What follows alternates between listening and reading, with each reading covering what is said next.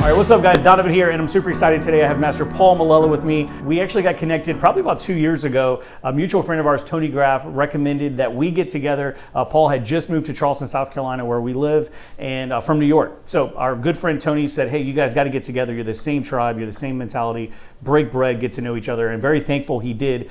We've been great friends ever since. I look up to Paul, look at him as a mentor, honestly. There's plenty of times I hit him up and ask him for advice on certain situations just because he's further down the path than me, right? And it's one thing that sticks out is when you and I first met, we had dinner together and you brought me a book. It's your book, which is super awesome. That's something I want to do one day, follow in those footsteps. But it's called You Have Infinite Power. And that stuck out because how many times when you meet someone for the first time do they give you their book, right? So many times people give their social media contact or they give you a business card, but you have a book. So tell me what inspired you to write your book.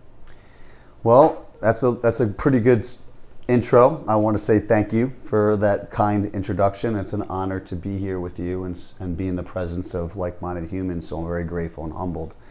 To answer that question, I think what really drove me was the impact that we've had in our Taekwondo schools throughout the years.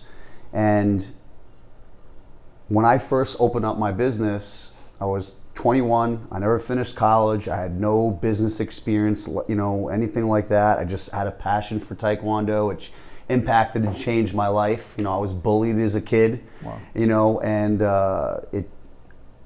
my childhood bully ended up becoming my childhood best friend and a best man in his wedding and a best man in his second wedding. Wow. I told him I will not be his best man in his third wedding. That's a true story. But he forced me into Taekwondo. In a good thing that it transitioned into me developing the confidence, want to make an impact. And when I first opened my business, nothing was working. Really, I didn't have guidance, I didn't have mentorship, but I did receive a book from a mentor of mine called Think and Grow Rich by Napoleon Hill. I'm sure most people have read that book. If you haven't, I suggest that you do. And that book changed my life. It put me on a path to personal development.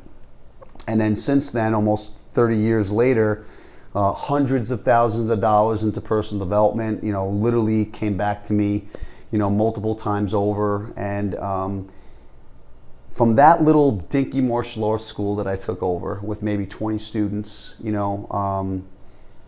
it built up to becoming one of the staples in our community, top 10 martial arts schools. Was able to kind of multiply that like you're doing. And I noticed that I was taking personal development and injecting it into the program. I wasn't just teaching Taekwondo. Right. Things that I was learning through the personal development world, I was literally putting into leadership training, into life skills training. And then parents would be in the audience, in the waiting areas, listening to me. Right. And going, wow, Grandmaster Melella, what you said, it impacted me. And I said, well, come on the floor and start to train. And then the business grew, right? And the business multiplied, and it wasn't just kids, it was families. It wasn't just children, it was moms and dads, and it was generations of people. And then parents were saying, I not only lost weight, I shifted my attitude, I got a opportunity to become a partner in my firm, I doubled my income. And I'm like, man, how can I help more people? Right. How can I help more people? I'm sure in any martial art or business, you can grow vertically, you could grow horizontally, and obviously we were doing that, but I wanted to go outside people that came into my martial arts schools, and what we ended up doing is I used to brainstorm still to this, besides my childhood bully friend, my other best friend is Grandmaster Chris Burlow. We'd always meet and have these focus days, and we'd have these martial art retreats with hundreds of people, life-changing, inputting all this personal development into this weekend retreat and these bonfires and changing people's lives. And we're like, let's do this to more people. And someone said, you got to write a book.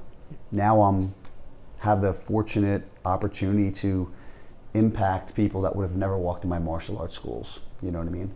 No, it's super awesome because I believe it. You know, one of my personal mentors I work with now was saying so many people want to be business coaches or they want to be martial arts coaches or, you know, anything, swimming coach, soccer coach. He's like, what you really need to be pushing is personal development. Everyone, no matter if you're at the bottom of the totem pole or you're at the top of the totem pole, we always want to get a little bit better. We want to have more influence. We want to be better at our craft. So one thing that I always tell people, and I tell parents out in the open, we are a character development center that just happens to use martial arts as the medium to get through to our students, right? I think that's how we keep them engaged. So a lot of people think of us as a Taekwondo school, but for us, that's really kind of secondary for what our actual mission is. That's exactly true. And I think in any business, whether you're a martial arts school owner or even the people that I coach are primarily either entrepreneurs or I got into more of like the financial advisor, you know, network.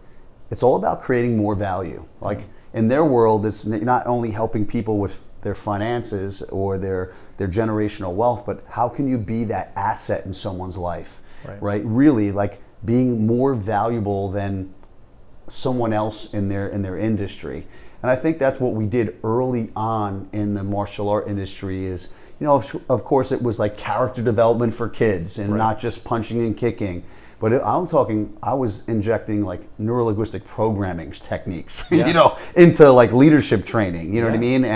And we would do goal setting workshops and I'm talking about things that I teach millionaire guys, you know, and gals in business, I was teaching to teenagers. Right. You know what I mean? And fast forward, some of those students of mine, like they were writing vision boards and goals in their leadership class. Right. You know what I mean? Ended up manifesting stuff they wrote at 15 and they're 30 and 40 years old now. No, this is super awesome. And I completely agree. You know, it's something that I think in other sports, what makes martial arts, and if it's a good martial arts program, what you're doing, what makes it different is those life lessons, those powerful, impactful identity and like habit creators, it's woven in on purpose. Whereas in other sports, you know, basketball, baseball, soccer, not to put those sports down, but we kind of hope our kids understand perseverance. We kind of hope they understand self-control. Whereas what you're doing is we're actually like injecting it into the program with a sense of purpose, with intentionality behind it.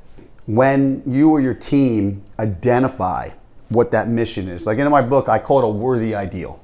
Right? So I believe that there's certain components when you're building out a team or an organization that's so compelling that should be shared with your team, your staff. First thing is what's our team's worthy ideal, right? That is your why, right? Around about it's a legacy. After Donovan Ryder is no longer here, Paul Melella is no longer here, what's that legacy still going to represent? People buy into that ideal. People buy in to that mission, that legacy, that vision. It makes it bigger than you and I. And when you have a team, I think most people would want to go above and beyond a greater cause, a greater mission, right? So that's the first thing. The second thing I do believe is creating a team's what I call code of honor, right? Or what is your core values in your family? Right. You and your wife have a core values in your family, but what are the core values within this martial arts school? Yeah. The next thing is what the goals are. When you walk into United Martial Arts Centers, it says on the wall, our goals become a black belt, instructor, master, and grandmaster. It says it on the wall. Most parents, when they come into the school, they automatically assume that black belt's what? The end. Yeah, that's the best. But like, wait. Well, when we sit down here, Mr. Ryder, thank you so much for coming in. You know, I want to share with you what we do here at United Martial Arts Centers, what we do, how our program works, but more importantly, I want to share with you why we do what we do. Right. And there's always a story, you know, and so now all of a sudden we go, yeah, you see that teenager that's teaching out on the floor? He or she's 15. I mean, they've been with us for over 10 years. Right. You see how they've made eye contact with you? See how they shook your hand? See how they bowed? See how they're public speaking? That's basically what the end result's going to look like for your child. Right. Yeah, I think it's super important because a couple of things you touched on there. One is that when you own your business, especially in the martial arts space, I think it's important to make sure that everyone feels like they're part of a family. And I tell my staff all the time, we treat everyone in our organization like family. We send happy birthday cards, we send Christmas cards to everyone. When someone has a new child that's born, or a birthday, or a wedding, we send them flowers. If someone isn't feeling well, we send them something. We try to make everyone feel like family, because I believe people quit Taekwondo memberships, they quit gym memberships, they don't quit family, right? Even if your crazy uncle at home might say something politically incorrect, we got Thanksgiving right around the corner, it's still family. You're still going to go to dinner with them. So it's important to build that tribe. And as you know, and I know of training, being in the martial arts for how long we've been, for me, 30 plus years. I know you a lot longer than me. Black belt is really the beginning. Everyone thinks like I earned my black belt, I'm good, I can go on to the next thing now. Getting a black belt is like that. I have to tell people, now you know the rules of the game. You know how the game is played. Now we can actually start playing the game. Now we understand what it takes. And I think another thing too is you as the leader of your organization, now you as the leader of your coaching business, you have to set the example for them to follow, because no matter how good, like you said, you can connect emotionally, but you need social proof, right? You got to be able to prove that you know what you're talking about, that you can do it.